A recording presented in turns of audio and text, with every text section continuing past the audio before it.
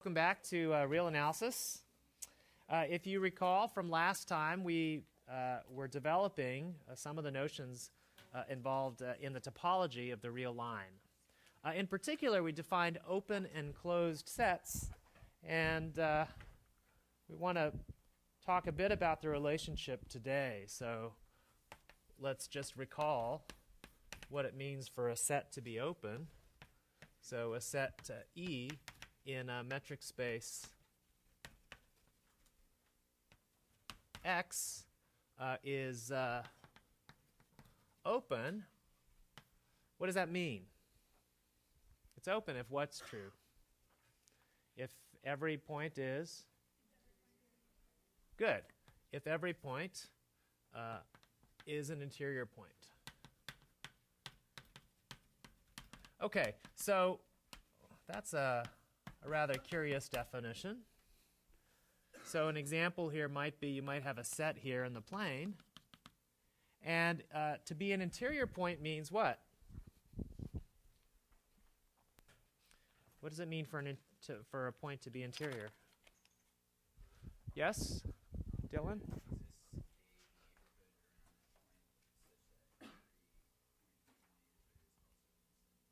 Yeah, so it's an interior point if every point has a neighborhood around it that's completely contained in this set. So if this is the set E, here's a neighborhood that's completely contained in E. This point also has a neighborhood. I mean, they have many neighborhoods, but in particular, here's one. But of course, the closer and closer you get to the boundary, in some sense here, the smaller the neighborhoods have to be to lie completely within E. But it is still true that that all the points in E have a neighborhood around it that's still within E. Okay? Everybody happy with this definition? This would not be true of a set like this picture, perhaps. Maybe you have a set like this, where this point actually is also in E, but it does not have a neighborhood around it that lies completely within E. Every neighborhood actually has some points outside of E. So this set would not be open. Are you with me? Okay. Now, why do we care so much about open sets? Why do you think we care so much about open sets? We didn't really allude to this last time as we were just making definitions. But why do you think we care about open sets? Let's see. So, of course, you're used to thinking of pictures here in Euclidean space. But I want us to think maybe a little more broadly. This could be any metric space.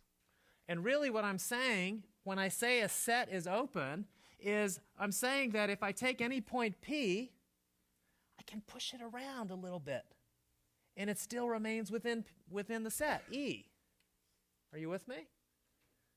So to be open means I can perturb points in E and still have them stay within E. Okay? So an example might be, let's look at the set of all triples of points in the plane. Take 3 points in the plane. Are they collinear? Well, they are if they're collinear if they all lie along a line. Yes? Okay, but suppose I look at the set of all triples of points that are not collinear. Would you agree that is a collection of 3 points, right? Go ahead and make them ordered if you wish. Ordered points in the plane.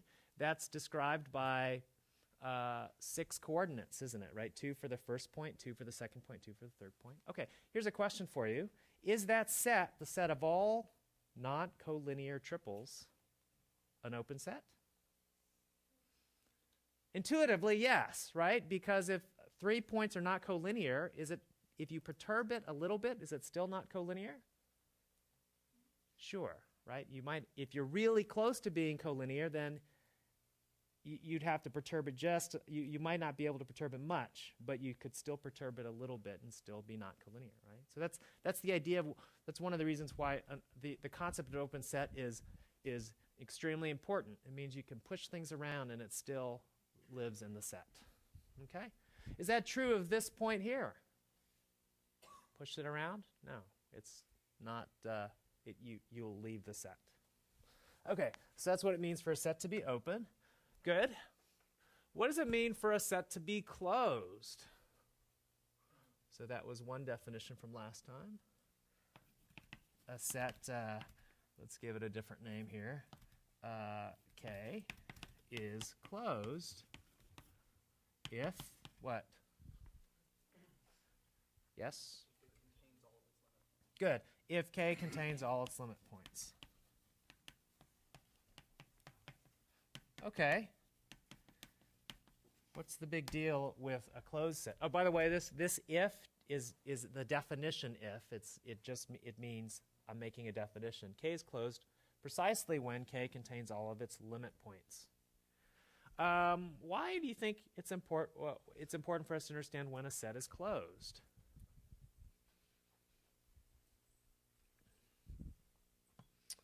Well, if you have a closed set, what does it mean to contain all its limit points?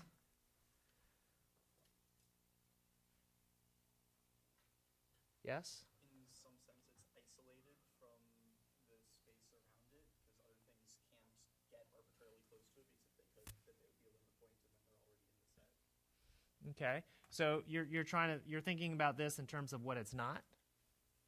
That's one way of thinking of approaching this. Before we talk about that, what about just in terms of whatever this set is? What's so important about having a set contain its limit points?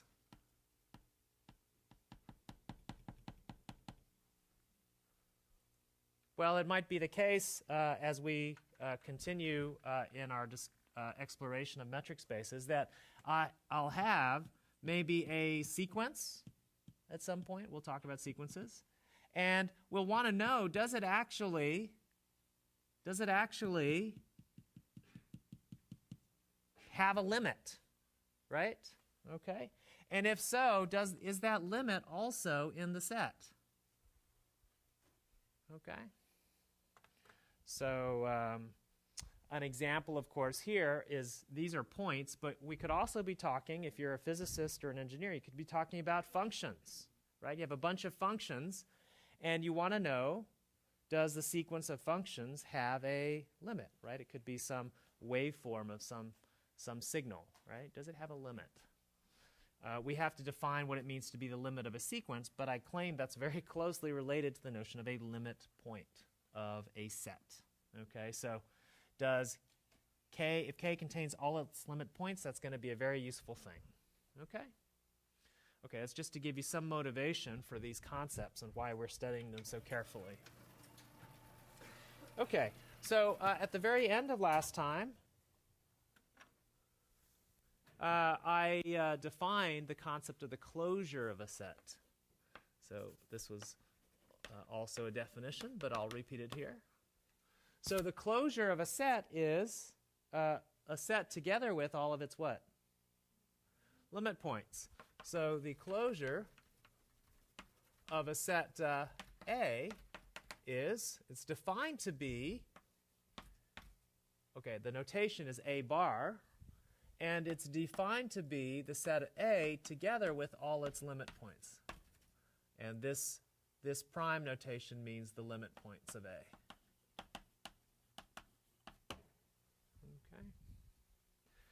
Okay. And that, if you like, it might take a set like this, which is this set, if I call this set A, is this set open? No, not if it contains these boundary points. Is this set closed? Doesn't contain all its limit points. But if I throw in all the limit points, which includes a lot of stuff, but in particular includes these purple points that were not in the original set, it also includes all the interior points here happen to be limit points. Is this set closed? Well, it's the closure. We sure hope that we named it, gave it a good name. So here's a theorem. A closure is, in fact, a closed set.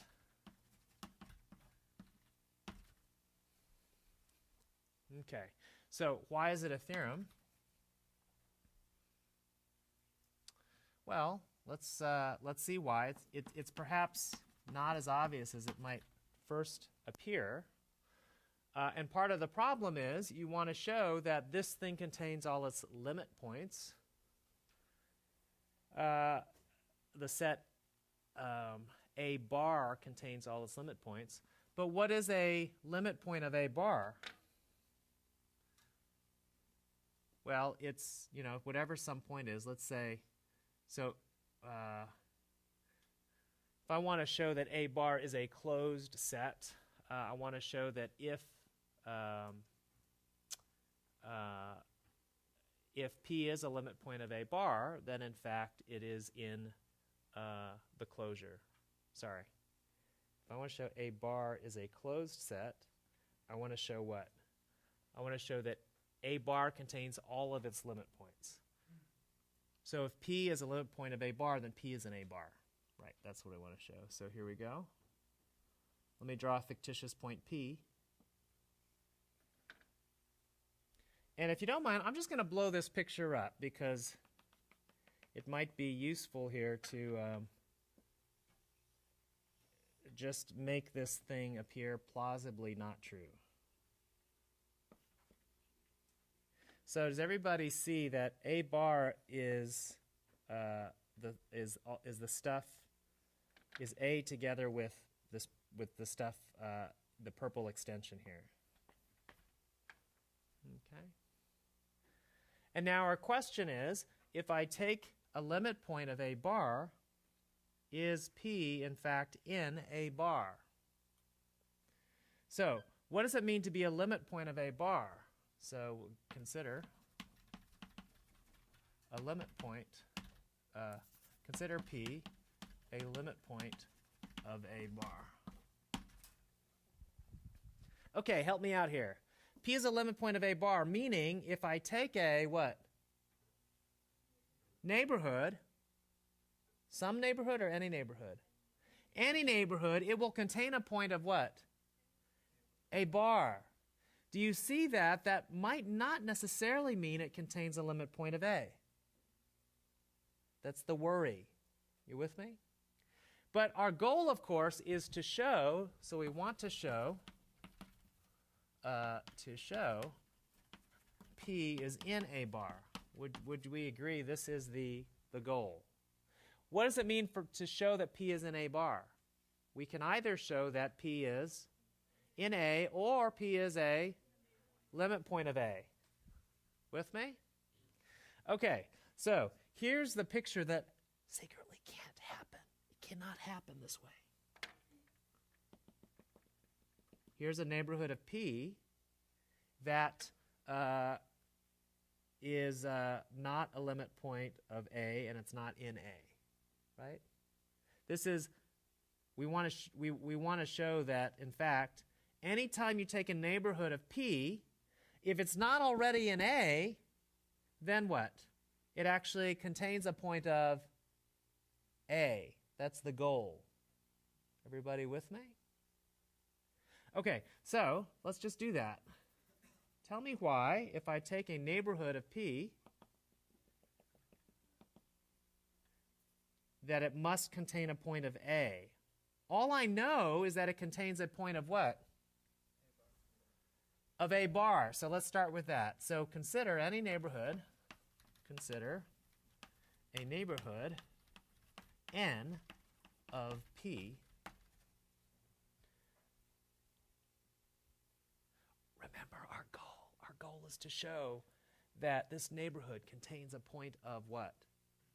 A, if it's not already in A. Okay? Point of P. So assume P is not in A. So assume P is not in A. If it is, we're done. Otherwise, we'll show, well, actually, so consider neighborhood. So our goal is to show that this contains a point of A other than P, right? If P is already in A, then we will have already shown P is in A bar. So assume P is not an A. We'll show P is in, that N contains a point of A.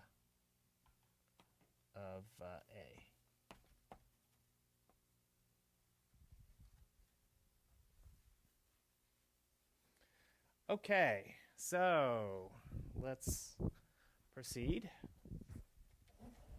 What do we know about N? N contains what? N is a neighborhood of P, and P is a limit point of A bar. Therefore, N contains a, Willie? Good. So notice, since P is a limit point of A bar,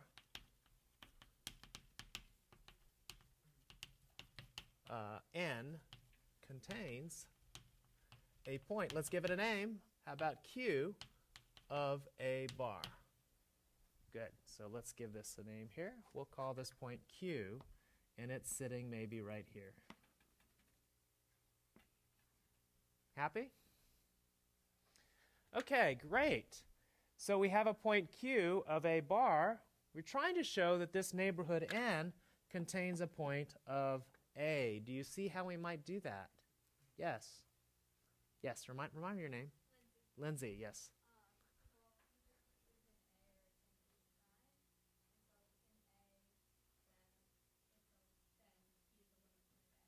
Good.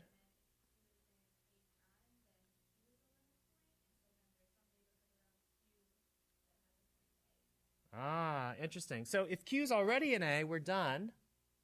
We've found the point, the desired point.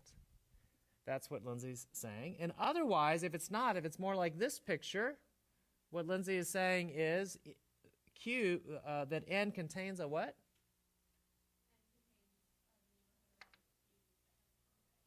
Yeah, in fact, what she's saying is it contains a smaller neighborhood around Q that contains a point of A. So this is the claim. Why must there be such a neighborhood?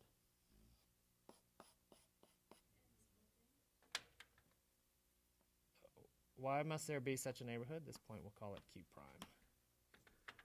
I mean, all I know, of course, okay, so let's start this argument out, and then we will ask some questions.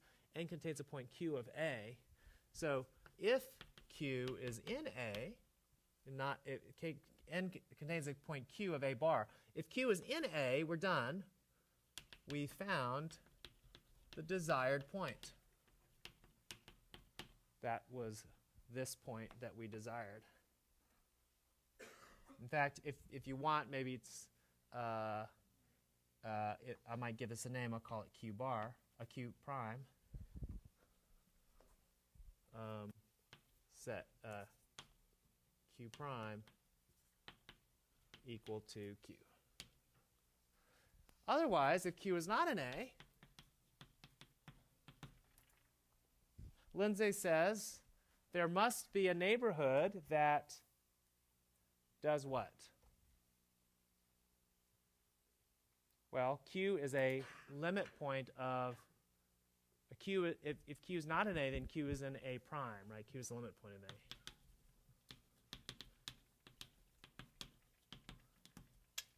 So if it's a limit point of A, it has a, what can I say? Every neighborhood, could be this one, a really big one, contains a point of A. But which neighborhood do you want to focus on? One contained in N, in order to give us the fact that N contains a Q prime. Good. So again, Q is a limit point of A. So consider a, what do you want to call this new little blue neighborhood? How about, yeah, I guess N prime. Consider N of, consider some N prime, a neighborhood of Q that is contained entirely in such that N prime is contained in N. How do I know such a neighborhood exists?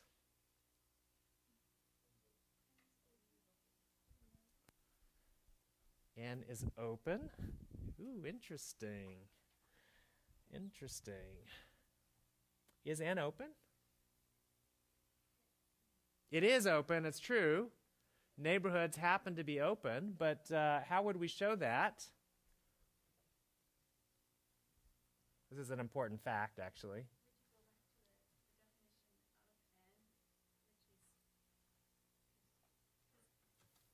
Well, the definition of N is that it's a ball around a central point P. Now the question is, why is there a tinier ball around any other point inside N? Why is N open?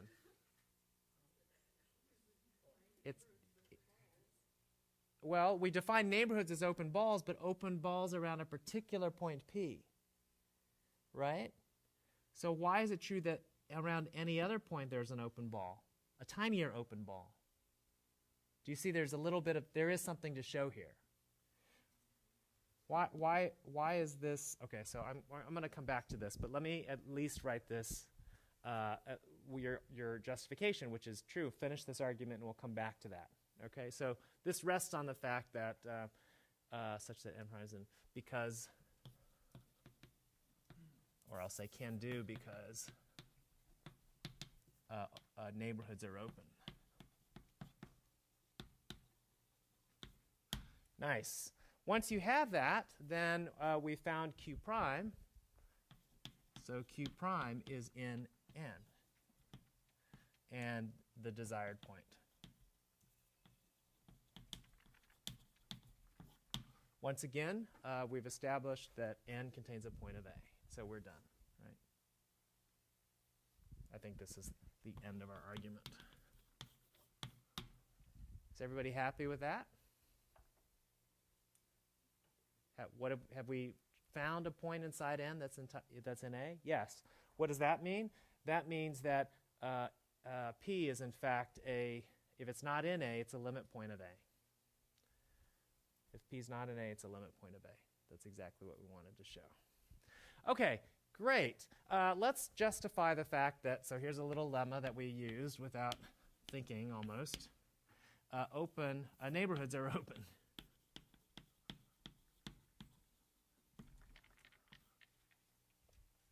Why are neighborhoods open? Very interesting question. Let's redraw this picture. You give me a point P and a neighborhood around it. Why is it that I can find around any other point, might as well call it Q, that there's an open ball around it that's completely contained in N? Why? Go ahead.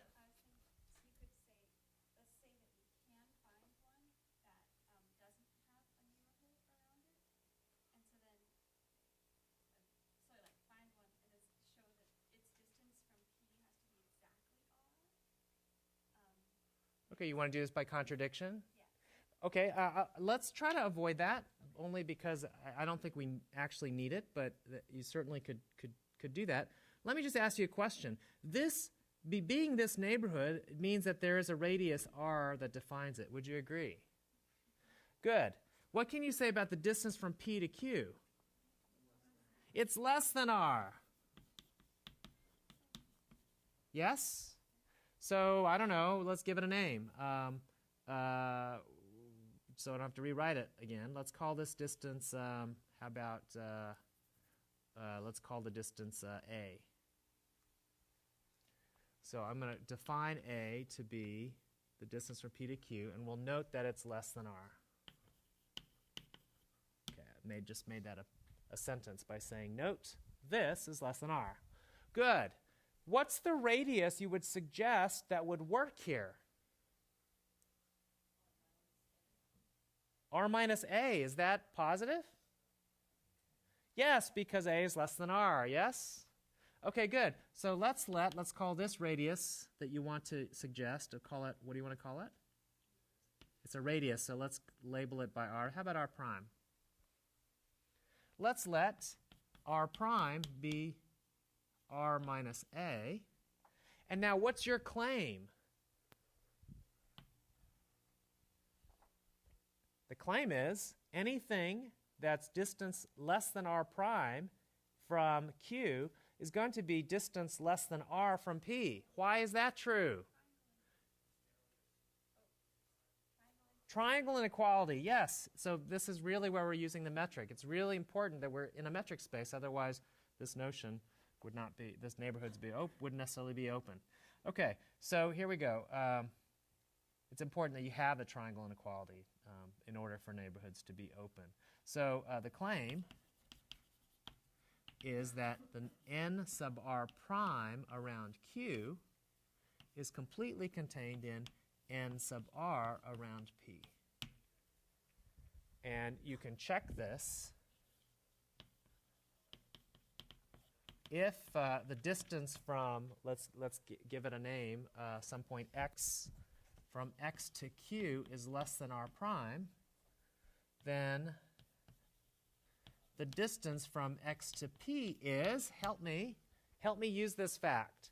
I'm taking a distance from x to P, and what can I bound it by? Using the triangle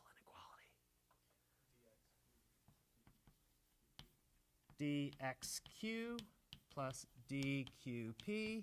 Yes? Happy? But what's this going to be less than? Strictly less than? This is strictly less than r prime. And what's this going to be less than or equal to? Actually, strictly less than.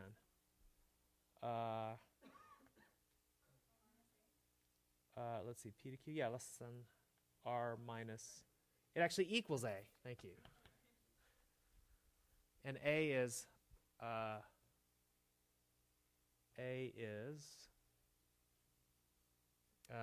prime plus A is R.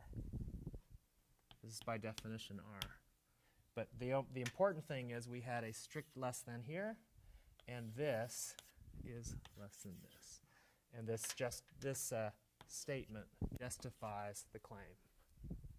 Okay? Okay, so what's the lesson here? The lesson is that the triangle inequality is really important for this property that you thought was intuitive to be true. All right, so we have a good thing that whenever I take the closure, I get a closed set. Let's prove a couple of other facts. Oh yeah, question, Emil.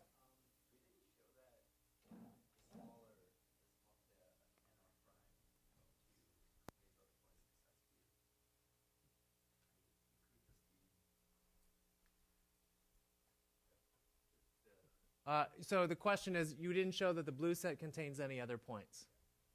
Sure, that's true. It doesn't have to contain any other points. But in this argument, the fact that it contained other points doesn't come from the definition as much as it comes from the fact that Q is a limit point of A. And so it had to contain another point of A that was not Q. Does that help? Excellent question. Okay. Good. So what else can we show? Well, here's another fact that is useful to know. I claim a set is closed if and only if, shorthand for if and only if, it's equal to its own closure. In other words, adding limit points doesn't change the set, which should be evident, right? So one of these directions is completely trivial. The other one is almost as trivial.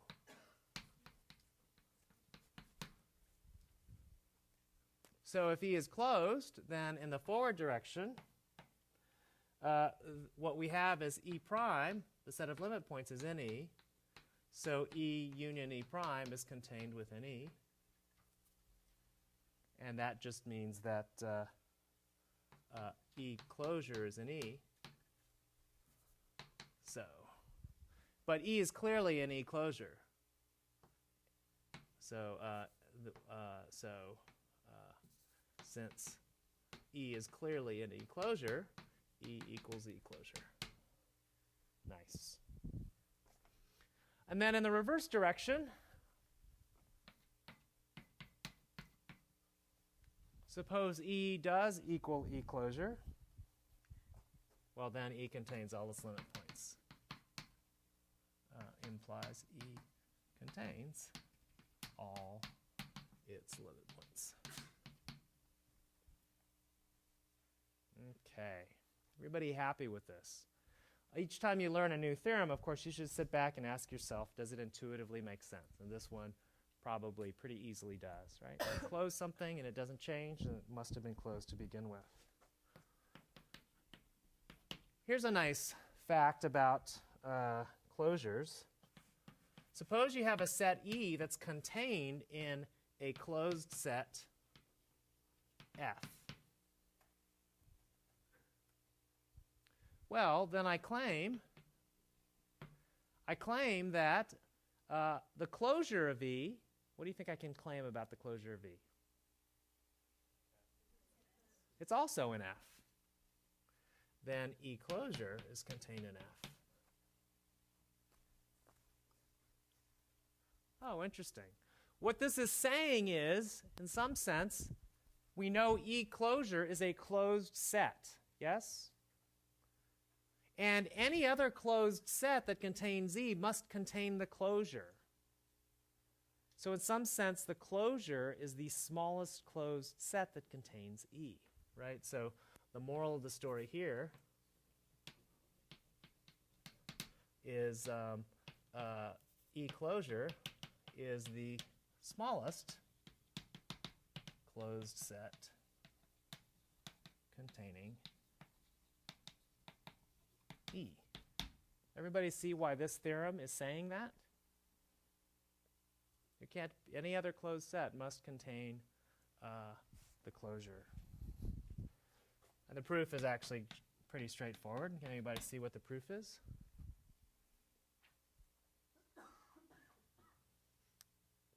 F is a closed set, so F does what? Contains all its limit points. In particular, it contains the limit points of E.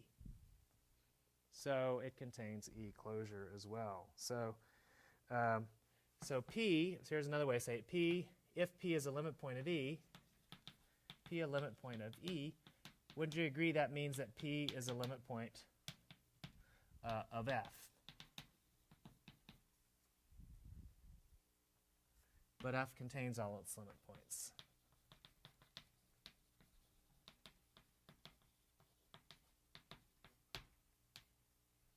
So all the limit points of E are in F as well. F contains the limit points of E as well as E.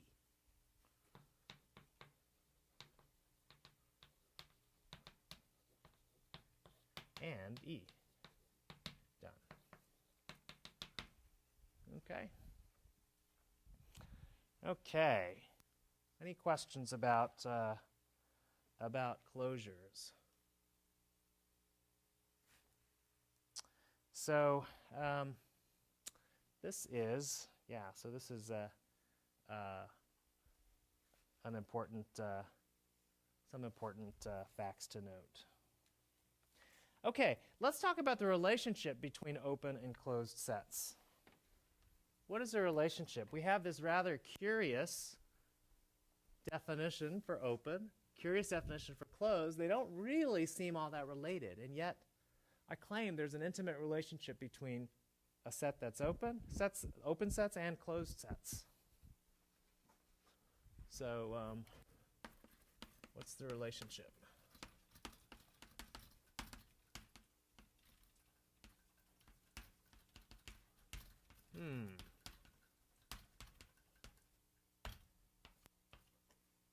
What's the relationship?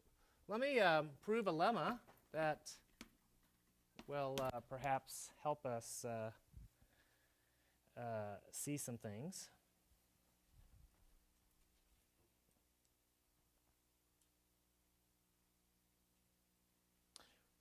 Okay, well, actually, let me not prove lemma. Let me just state the theorem first that we want to show. So I claim that, in fact, if you have a set that's open, in some metric space, X, E is open, I claim this is true if and only if the complement of E is closed. And I have to say what the complement is. So here, the E complement is the complement of E.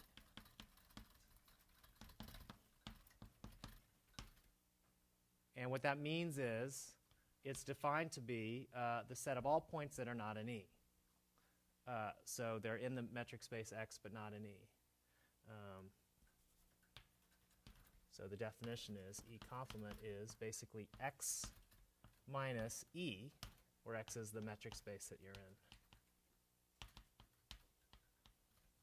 in. And if you don't like this set minus notation, which we defined a while ago, it's basically the set of all points in X such that P is not in E.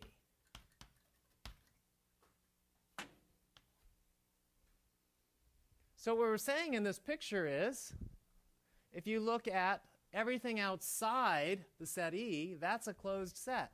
Would you believe that from this picture? Yeah, it sort of contains its boundary in some sense. Here, if you look at the set outside the square, it's in fact open. Another way to think about that is it true that if I'm outside this closed set, if I take a point, I can push it around a little and still be outside that closed set? Yes.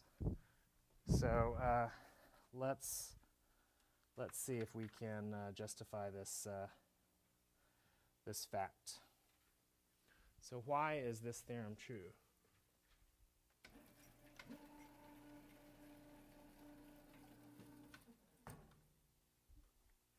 Okay. Well, let's prove it. Proof is not so bad. Suppose I start with an open set. I claim a set is open. Well, what's the definition of open? It means that any point of, let's call it X in E, is what? Is an interior point. All right, great.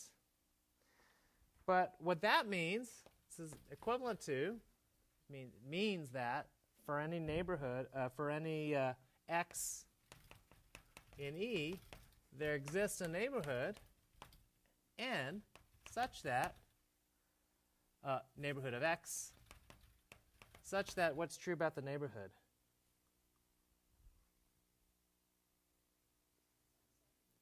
It's contained entirely in E. Would you agree that's the same as saying, if this neighborhood's entirely in E, it means that N is disjoint from the complement. So there exists a neighborhood of N of X such that N is disjoint from E complement. So I just turned this into a statement about E complement. So here's the picture. Here is an open set, E. Here is a point, X. And the claim is if X has a neighborhood around it that is completely within E, then this neighborhood completely misses E complement, which sits outside. Are you with me? All right, good. Now what? Help me. What's my goal? My goal is to show that E complement contains all its limit points. And I've just picked a point that's not in E complement. For any point not in E complement, it has a neighborhood that completely separates it from E complement. So, could this point be a limit point of E complement? No. Therefore, E complement contains all its limit points. Happy? Okay, so for any X in E, X is not a limit point of C. Is not a limit point of the EC, the E complement. Because if it were a limit point of E complement, any neighborhood of X should contain a point of E complement, and this one doesn't. So this is the same as saying E complement contains all its limit points. And notice, of course, I wrote this in a with all the implications bidirectional. You can check that the same proof works backwards. So we have E's open if its complement, if and only if its complement is closed. Yes? All right. So complements of closed sets are open. Complements of open sets are closed. What can we say about unions of open sets?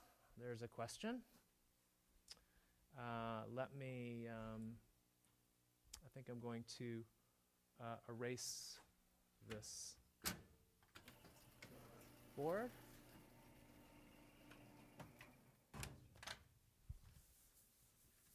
What can I say about the union of open sets? Is the union of two open sets open? Really? Why? Paul? Oh, you had a question. Okay. So if a set E is clopen, is its complement also clopen? Yes. If the question was if a set is clopen, is its complement also clopen? Yes. So, for instance, you know a clopen set R in R. So if you have a in the metric space R, if you consider all the points, that's clopen. What's its complement? The empty set. Is that clopen? Yes. Excellent. Okay. Do you know any other clopen sets in R?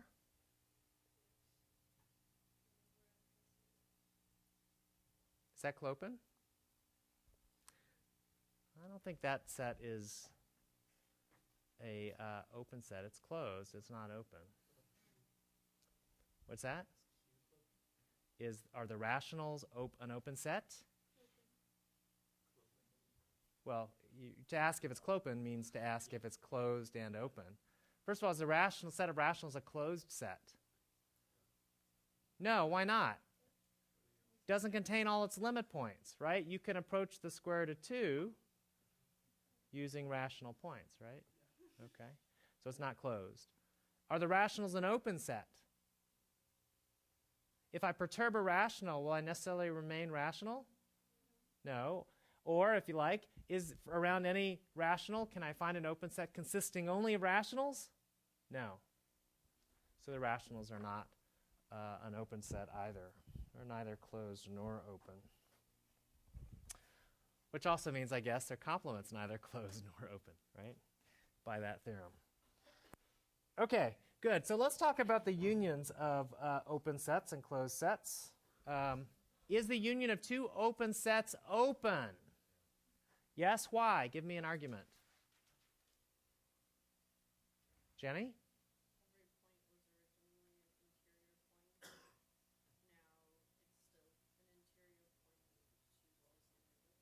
Very good. Every point of a union of two open sets was interior to one of the sets. So it's true then in the union of the two sets that every point is going to be interior to their union, right? Because it has a neighborhood around it completely contained in one of those two sets and therefore contained in both of those sets. Okay, what if I take a union of infinitely many open sets? Is that still open? There's a question. How many people say, yes, it's necessarily open? How many people say, no? Okay, not enough people voting here. Let's see. If I take the union of infinitely many open sets, is it necessarily open? What about closed sets? Is a union of two closed sets closed? Union of two closed sets closed. Yes. Okay. We should be able to come up with an argument for that, but most of you believe it's yes, right? What about the union of infinitely many closed sets? Is that necessarily closed? No. Some of you probably have some examples here. So here's the question about unions and intersections.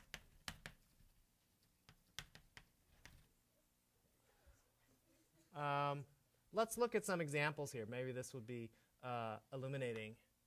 Suppose I look at the following sets. Ki, which would be the closed intervals minus, let's say, 1 over I.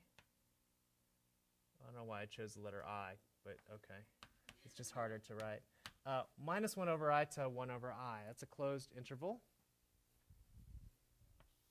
Like so, yes? Centered around 0. So 1/2 to minus 1/2. This would be K2, yes? Happy with that? K3 would be, oh, I don't know if I like this one. Yeah, so let me do this. Let's go from minus 1 plus 1 over 2I to 1 minus 1 over I. That's the example I wanted. So this is still K2, but K3 goes from 2/3 to 1/3. Minus 2/3 to positive 2/3. That's K2. This is K3. K4 is a little bigger. K5 is a little bigger. Get the picture? It's 1/5 away from 1 and minus 1. Now, suppose I take the union of all the ki's. I goes from 1 to infinity. This notation means union all the things for all the k's. What do you get? What set is this if I union all these closed sets? Basically, I get anything from 1 to minus 1 except 1 and minus 1. Are they ever in any of these sets? No. So in fact, here you get minus 1 to 1, a set that happens to be not closed. So here we have the infinite union of a bunch of closed sets that is not closed. So this perhaps points out that we should be a little careful, okay, with applying arbitrary unions. Okay, well let's see if we can prove some things. So let me prove a little lemma. So suppose I have a bunch of, here's a collection of sets. I'll call it E. Why did what am I indicating when I subscript it with alpha? There might be uncountably many in our collection. And if you want, you could also just tell people that you're taking from some index set A if you want, but you don't have to. This is enough to signify we're taking a possibly uncountable collection. I claim the following is true. This fact will be useful. If you take the union of a bunch of sets, possibly uncountable collection, and I take its complement, I claim this is related to the complements of each of the sets in some way. Do you know how it's related? It's the intersection of all the complements, yes. So if you like, really, what we're saying is the complement of a union is the intersection of the complements. Very important fact. Let's prove this. This is not too hard to see why it's true. So let's just, to show that these two sets are the same, you just have to show that if x is in one side, then x is in the other side and vice versa. Yes? Good. So suppose I take a point on the left-hand side. LHS here will signify left-hand side. I claim x is in the left-hand side. This is true if and only if. What does it mean to be in the complement of a union? It means that it's not in the union. Would you agree? And if it's not in the union, that means it's not what? It's not in any of the E sub alpha. So x is not in any E sub alpha. With me? Okay. But if x is not in any of the E sub alpha, then x is in all of the complements. In all the complements. In each one. for all alpha in A. But if X is in all the complements, then X is in what? The intersection. That's what it means to be in the intersection. And all these implications are bidirectional, so you can go backwards this way as well. Happy? All right. So this fact will be very, very useful to us now that we have noted that open sets are complements of closed sets. So, is it true that the union of open sets is open for arbitrarily many open sets? Yes?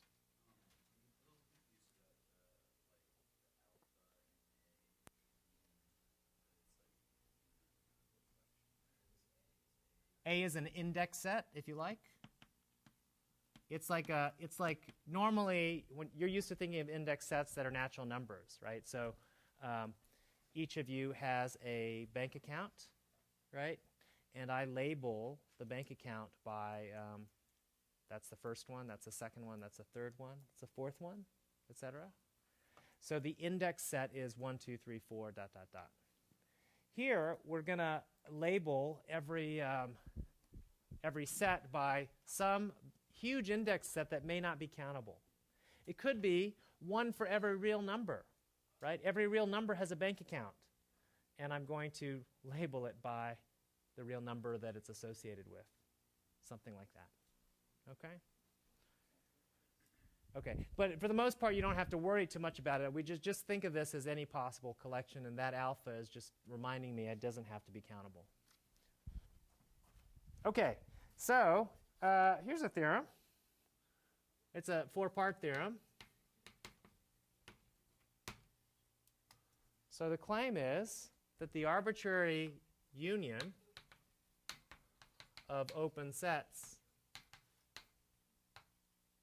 what do you think? Is it open or not necessarily open? How many people say the arbitrary union of open sets is necessarily open? That's right. It is in fact open. And similarly, so there's several parts to this. I claim the arbitrary intersection of closed sets is closed.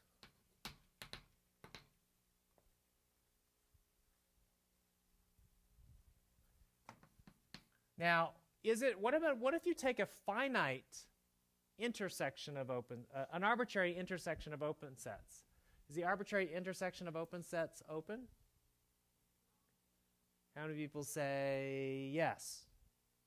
How many people say no? Can you give me an example? Arbitrary intersection of open sets that's not open? Yes.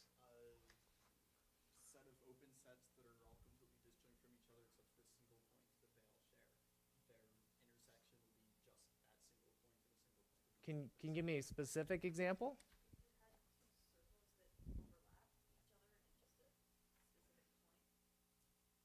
Okay, but are those circles open? Yeah, so I don't think it's possible for two open sets to overlap in exactly one point. But maybe, yes, Emil? Oh, okay. So 0 to 1 over n? Now, if you take 0 to 1 over n and you intersect all those, what's the intersection of 0 to 1 over n? It's empty, isn't it? Right, which is still open. But now you're saying, how about what? Minus 1 over n to 1 over n? So here's an aside.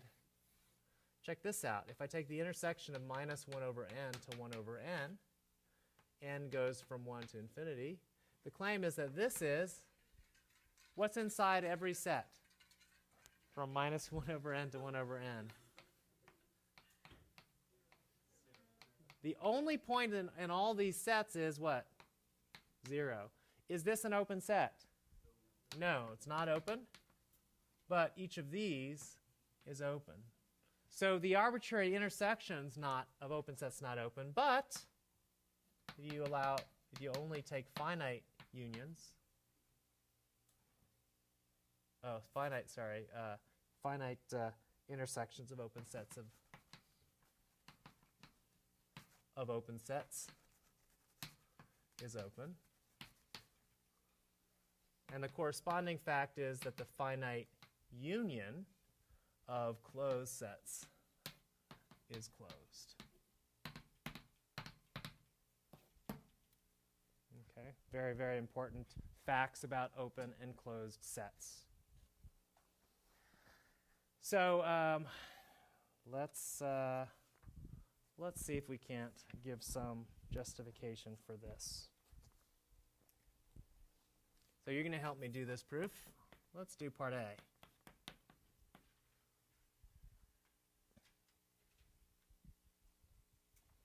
Now, Jenny just gave us an argument for why the union of two open sets is open. How would you show the union of arbitrarily many open sets is open? Well, very similar way, right? So let's take a point that's in an open set, a union of arbitrary union. So let's if X is in, let's say A sub alpha, union over alpha. Oh, sorry, I don't want to use the same letter as this A. Give me another letter you like. How about C? Oh, it's like U. U is often used for open sets, by the way.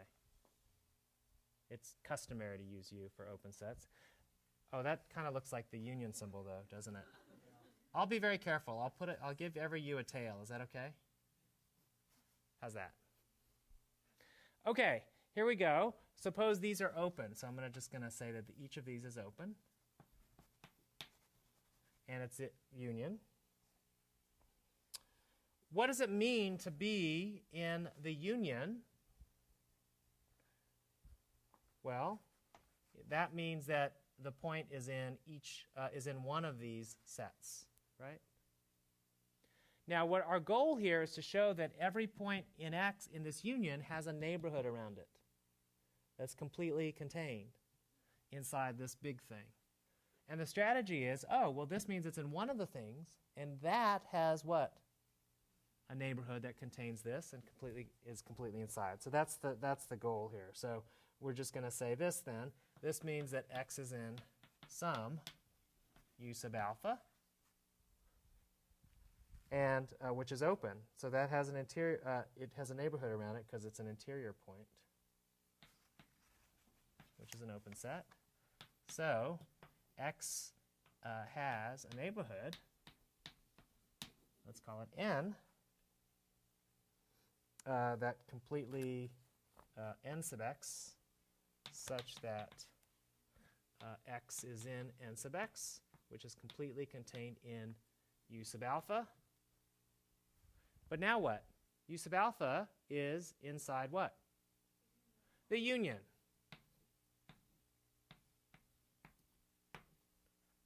As desired.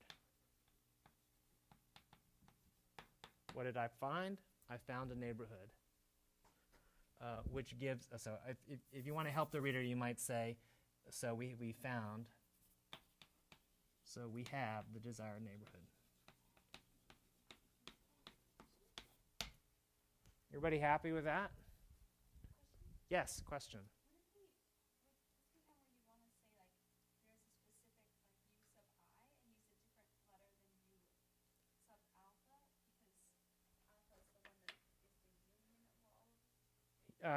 Yes, excellent point. So the question was, should I have used a different subscript besides alpha? Because alpha here was general, and you want to pass to something specific?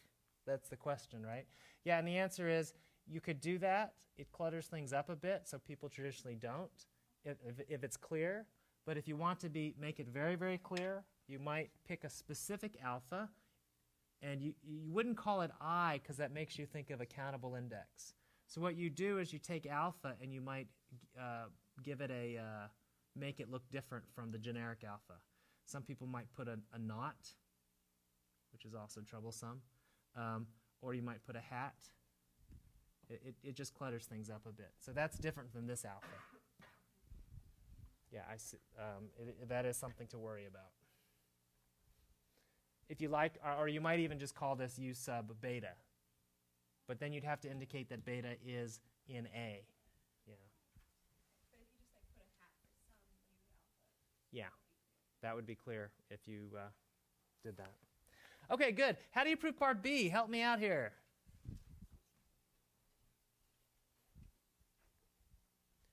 Let's see. Arbitrary intersection of closed sets is closed.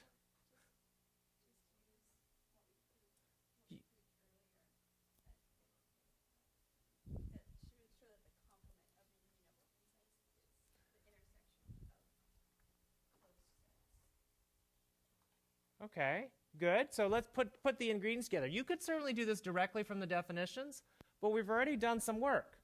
Look, suppose you have, let's say that you have a bunch of sets, let's call it B sub alpha, and they're all closed.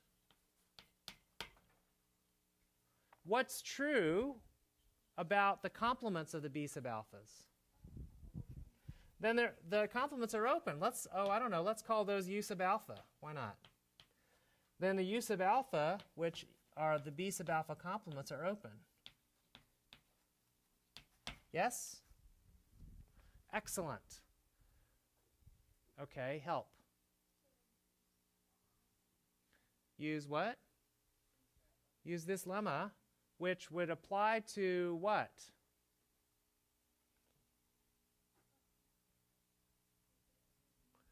Yeah, so these are a bunch of things that are open, and the union of a bunch of open sets is automatically open.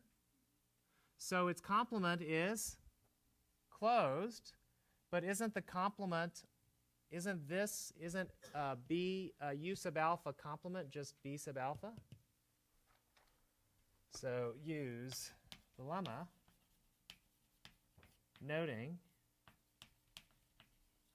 that U sub alpha complement is closed. Is B alpha.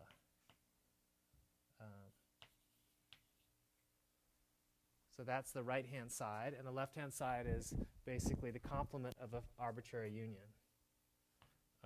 Then the left-hand side of the lemma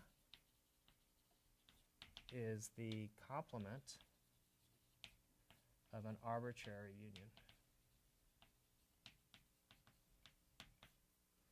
And the right-hand side is what? It is the intersection, arbitrary intersection of closed sets. So I'm not going to fit this all in. Arbitrary intersection of closed sets. Sorry. I'm sure the video is not even capturing this. Okay, but that's the idea. So I'm going to call this proof sketch, because I obviously didn't write things out carefully. Now, I claim C and D are very similar. So I'm going to let you, they're not similar. D follows from C in a similar way that B follows from A. To establish C, you have to do something slightly different. So let's just do that. We'll do C, and then we'll leave D for someone else to do. Okay. Finite intersections of open sets are open. This one's a little more interesting. Here's a couple of open sets that perhaps there's one open set. Here's another open set. And I'll call this one U sub 1 and U sub 2. Why is their intersection going to be open? Why is it that if you have an interior point, if you pick a point in the intersection, then it's interior? Why is it if I pick a point in here that it's going to be interior to their intersection? Now, what do you know? You know this point is interior to what? U1 and U2. So why is it interior to both of them?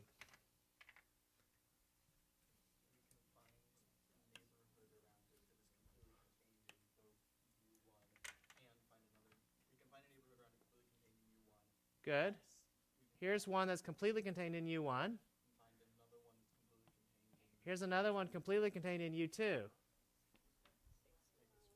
Take the smaller one. Good. And if there were finitely many, you would do what? Take the minimum radius one, right? Now, why would this idea not work for infinitely many intersections? I mean, clearly it can't because we see a counterexample. But what would go wrong with this idea for infinitely many? The minimum doesn't necessarily exist, right? Because these concentric circles could get what?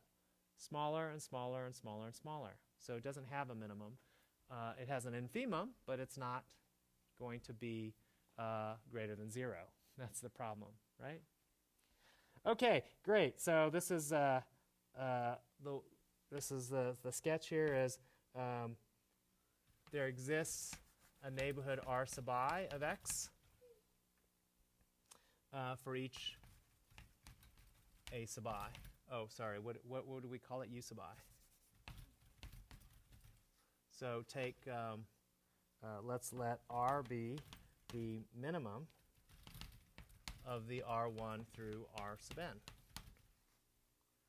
And then the claim, this is the claim, is that n sub R sub x is shows x is interior to the intersection of the u sub i's. I goes from 1 to n. And this is a sketch, so I haven't done the work, but I've just indicated how it goes. Okay, that's the main obstacle. All right. Any other questions about D follows for similarly by taking complements? Any other questions about the relationship between open and closed sets? Jenny?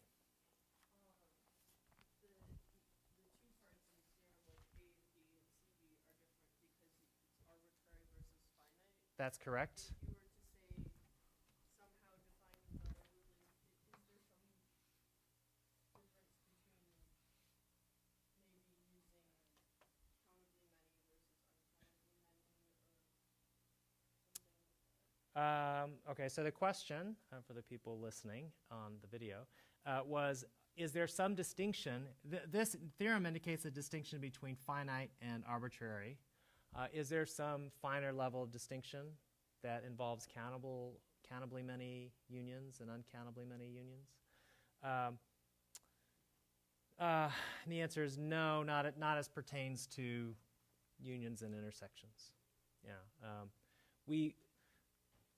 there are distinctions between countable and uncountable unions of countable and uncountable collections of things when we start talking about some other topological concepts. Other questions? Okay, good. So let me just indicate, I'll maybe put a couple of more definitions up that we probably should at least mention. And then call it a day.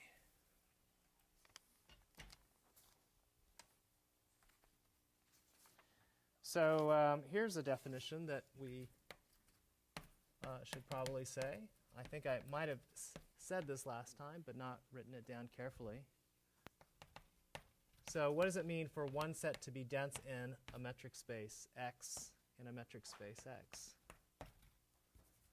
Well, it means that there are a few ways to say it. I'll just mention what the book says, and then I'll give you another definition that's equivalent and easier. So the book's definition is a set is dense if every point of X is a limit point of E or in E.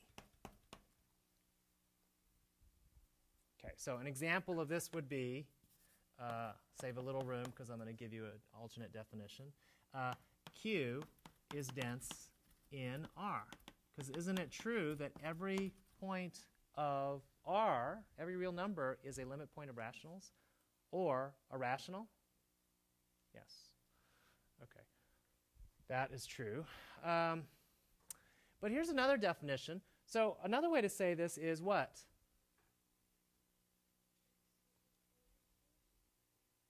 Well, if every point of x is a limit point of E or in E, what's it mean to be in E or a limit point of E?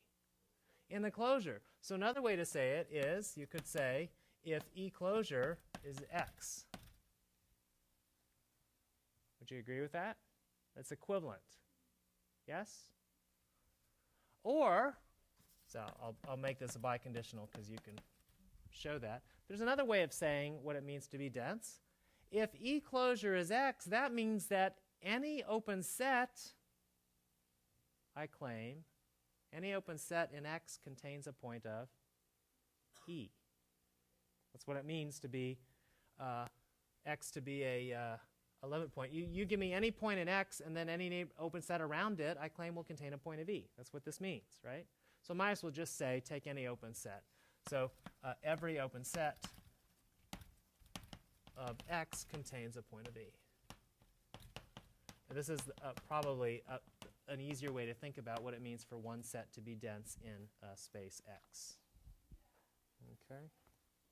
So just to give you some intuition for where this goes with other metric spaces, you might want to know, for instance, if I have a bunch of functions, if you're an engineer, you'd be worried about this. You have a bunch of functions. You want to know, can I approximate it by sines and cosines, or sums of sines and cosines? That's what one Fourier analysis is all about.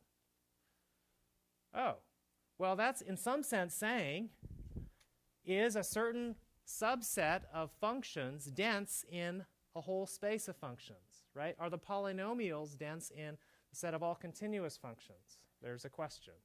Are the set of linear combinations of sines and cosines dense in a set of periodic functions? Okay? It's really what we're saying.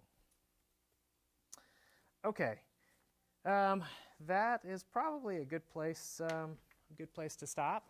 Next time we're going to begin one of the huge concepts in this course, and that's a concept of compactness. What does it mean for a set to be compact? Okay?